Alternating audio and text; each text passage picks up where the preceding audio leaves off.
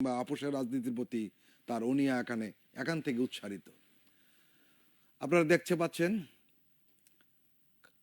বেগম জিয়ার মরদেহ বাসভবন ফিরোজায় ঢুকছে।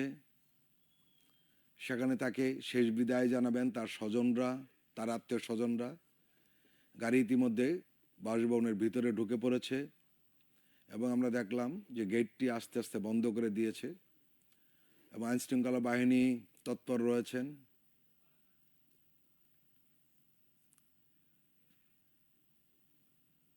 এবং খালেদা জিয়ার পরিবার পরিজন, আত্মীয় স্বজন তার মুখটি হয়তো শেষ বেলায় দেখবেন এবং শেষ বিদায় জানাবেন।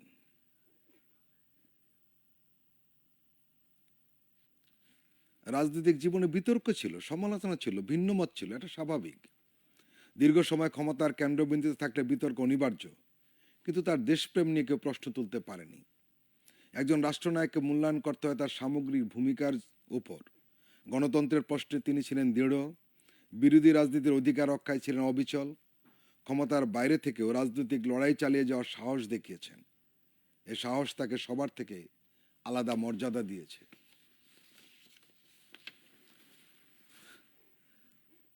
আমরা দেখেছি বেগম খালেদা জিয়াকে নাজেহাল করার জন্য হেন কোনো চেষ্টা নেই যা ফ্যাসিস্ট সরকার করেনি।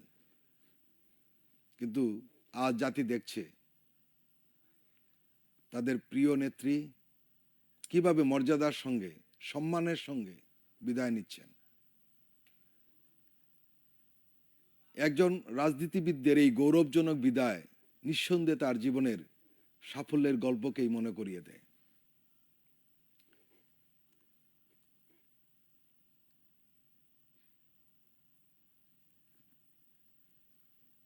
সবাই ফিরোজা ভবনের সামনে অপেক্ষা করছেন। ভেতরে ম্যাডাম খালেদা জিয়ার মরদেহ নেওয়া হয়েছে।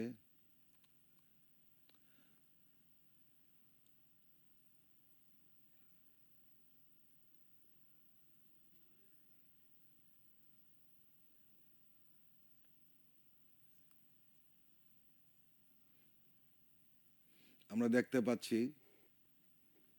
তার স্বজনরা আসছেন এবং ফিরোজা ভবনের সামনে গাড়ি থেকে নেমে ভেতরে ঢুকছেন।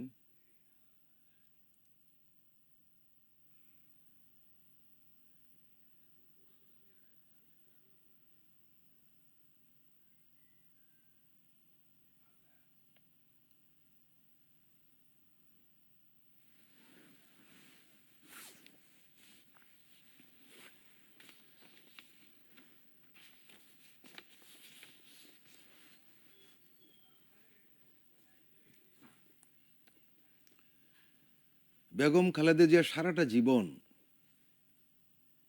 গণতন্ত্রের প্রশ্নে ছিলেন দৃঢ়। ক্ষমতার বাইরে থেকেও রাজনৈতিক লড়াই চালিয়ে যাওয়ার সাহস দেখিয়েছেন বারবার। এই সাহস তাকে সবার থেকে আলাদা মর্যাদা দিয়েছে, তাকে অনন্য করে তুলেছে।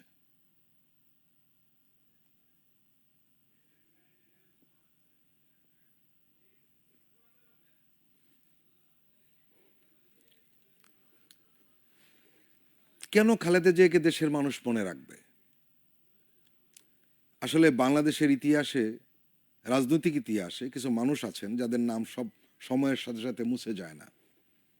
বেগম খালেদা জিয়া সেই বিরল মানুষদের একজন। ক্ষমতার শীর্ষে থাকুন বা বিরোধী রাজনীতিতে থাকুন, তিনি ছিলেন দৃশ্যমান, প্রভাবশালী এবং সিদ্ধান্তে দৃঢ়। এ কারণে তাকে মানুষ মনে রাখবে, মনে রাখতেই হবে। তার মতো নেত্রীকে ভোলা এত সহজ নয়। বেগম খালেদা জিয়া বাংলাদেশের ইতিহাসের অংশ হয়ে গেছেন।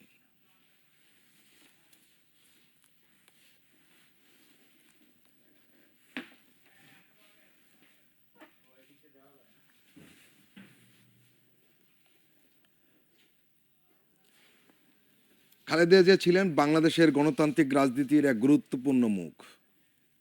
সামরিক শাসনের বিরুদ্ধে